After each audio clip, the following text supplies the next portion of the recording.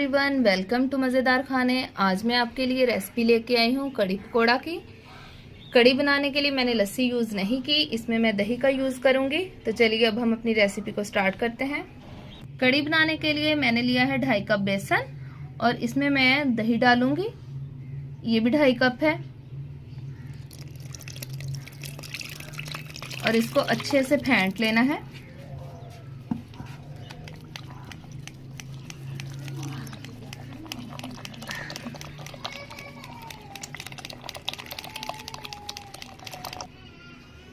ये हमारा थिक सा पेस्ट बन गया है। अब हम इसमें पानी डालेंगे और इसे पतला कर लेंगे। ये देखें, हमने अपने मिक्सचर को इतना पतला रखना है और इसकी गुठलियां जो हैं अच्छी तरह से हमने इनको भी मिक्स करना है, इसमें कोई भी गुठली ना बने। मैंने 4 कप के करीब इसमें पानी डाला है।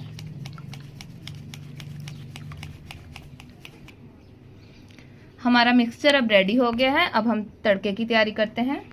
तड़का लगाने के लिए देगची में मैंने 1 कप ऑयल लिया है। कप आपने बड़े साइज का लेना है। इसमें 1 प्याली प्याज है जिसको मैंने काट लिया है, वो ऐड करूंगी। देखें व्यूवर्स, हमारा प्याज ब्राउन हो गया है। अब हम इसमें से आधी प्याज निकाल लेंगे। ये लास्ट में हमने डिश आउट के लिए इसको इस्तेमाल करना है। अब हम इसमें लहसुन अदरक का पेस्ट डालेंगे। लहसुन अदरक का पेस्ट, 4 से 5 हरी मिर्चें, उनका पेस्ट बना लिया है। खड़ा गरम मसाला, इसमें कड़ी पत्ता, 1 बड़ी इलायची, 10 से 12 काली मिर्चें, 4 लौंग हैं और 2 टुकड़े दालचीनी के। 1 चम्मच जीरा ऐड करेंगे, 1 चम्मच सूखा धनिया,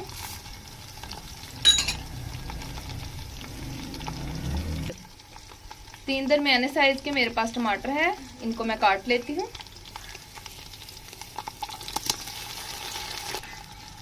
टमाटर थे जिनको मैंने काट लिया, वो ऐड करेंगे।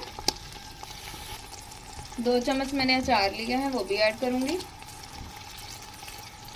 इसके बाद 2 चम्मच मेरे पास नमक है, 1.5 चम्मच पिसी लाल मिर्च है, आधा चम्मच हल्दी और 1 चम्मच कुटी लाल मिर्च।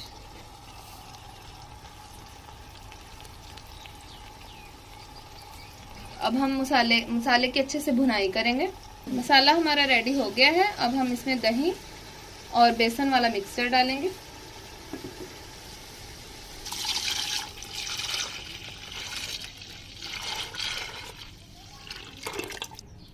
अब इसमें 4 ग्लास पानी ऐड करेंगे।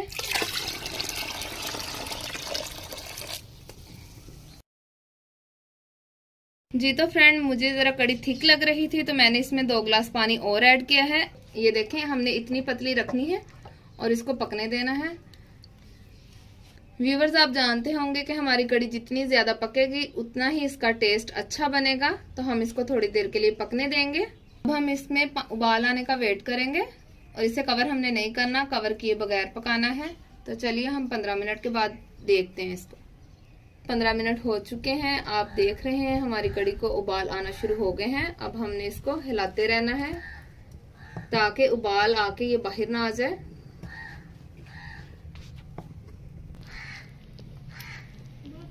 मैं आपको दोबारा बता रही हूँ, आपने इस बात का ख्याल रखना है, आपने इसको हिलाते रहना है ताकि ये उबल के बाहर ना आ जाए। तो चलिए, जब तक ये पक रही है तब तक हम इसको हिलाएंगे। तो मिलते हैं हम आधे घंटे के बाद।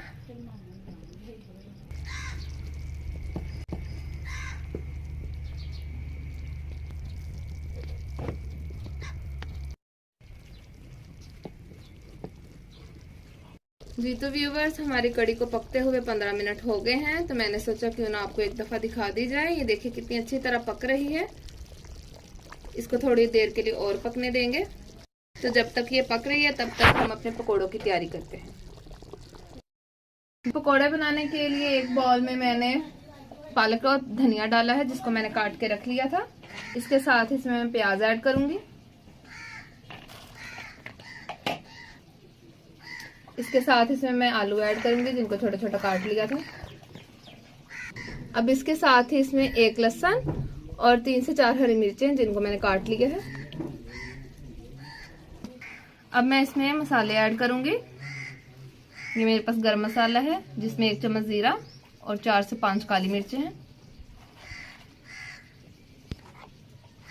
1 چمچ پسی ہوئی لال مرچ.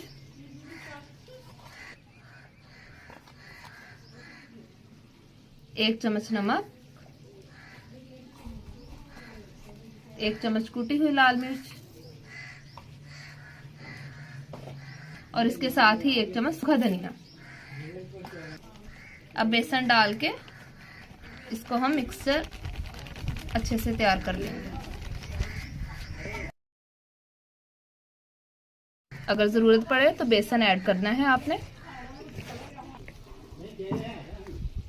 اور ضرورت پڑنے پر آپ نے اس میں پانی بھی ڈالنا ہے.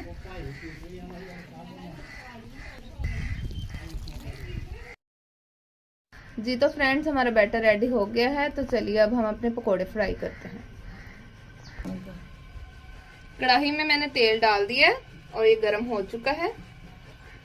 تو چلیے اب ہم اپنے پکوڑوں کو فرائی کرتے ہیں. ویورز آپ جانتے ہوں گے کہ میں سرسوں کا تیل یوز کرتی ہوں تو میں نے اس میں سرسوں کا تیل ہی استعمال کیا ہے کڑی میں بھی اور پکوڑے نکالنے کے لیے بھی. جی ویورز ہمارے پکوڑے بھی ریڈی ہو گئے ہیں اور ہماری کڑی بھی تیار ہے. جی ویورز ہماری کڑی بھی اب ریڈی ہو چکی ہے. آپ دیکھیں اس کا کلر کتنا اچھا ہے. تو چلیے اب ہم اس کو ڈش آؤٹ کریں گے.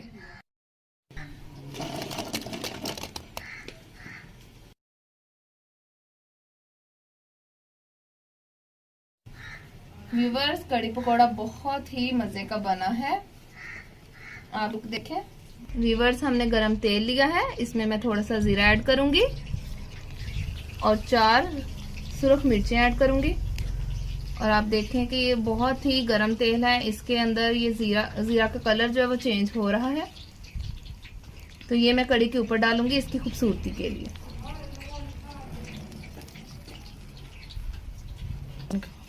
اور اس کے ساتھ ہی جو پیاز ہم نے نکال لی تھی وہ ڈالوں گی.